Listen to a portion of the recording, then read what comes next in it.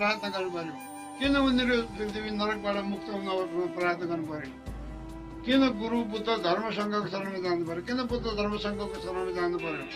सर्व प्राणीको निम्ति सर्व प्राणी के खाँचोले चाहिँ हामीले त्यो सर्व प्राणीको निम्ति त्यो गर्नुपर्छ भन्दाखेरि कुनै न कुनै कल्पमा उनीहरू हाम्रो आमा बाबु थियो।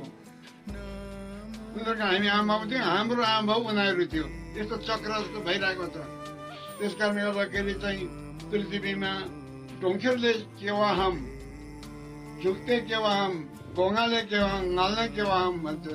एउटा वनस्पति भएर उत्पन्न हुने, एउटा अन्डाबाट फेरि जन्म लिने, यस्तो प्रकारको चिसो तातोबाट मच्छर या आदि कुराहरू उत्पन्न हुने, यावत कुरा त त्यसमा आत्मा बसेर उत्पन्न हुने यस्तो छ। त्यो आत्मा संसारमा भड्केका ती आत्माहरूलाई मोक्ष गराउन हामी पर्छ। त्यो सबै अन्धविश्वास हो। यस्तो यस्तो तपाईँहरू भन्नुहुन्छ भने यो मेन कमान्डमा के भयो भन्नुहुन्छ भने त्यो ठुलो बिगार भएको थियो। एउटाको जिउमा चढेर सबै फलाफल भएर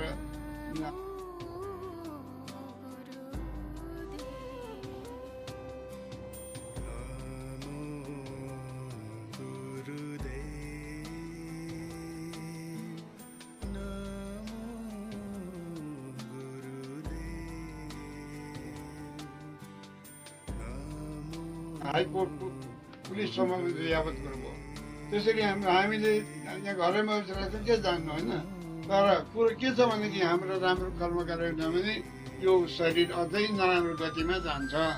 त्यस कारणले पुण्य गरेको हुनाले गर्दाखेरि चाहिँ अहिले हामीले मनुष्यको शरीर जीवन हामीले प्राप्त पायौँ।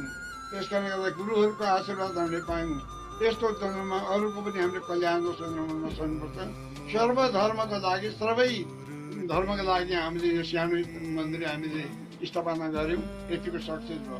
जसले यो जमिन दान गर्यो उसले तपाईँको कति ठुलो संसार पुण्य गर्यो। त्यसले तपाईँहरूको सहयोगबाट चाहिँ यति नसम्झिएको काम यतिसम्म चाहिँ हुन सक्यो। अझै यहाँ गर्नु धेरै बाँकी नै छ। त्यो पछि हामी भन्दै लैजाउँ। धन्यवाद।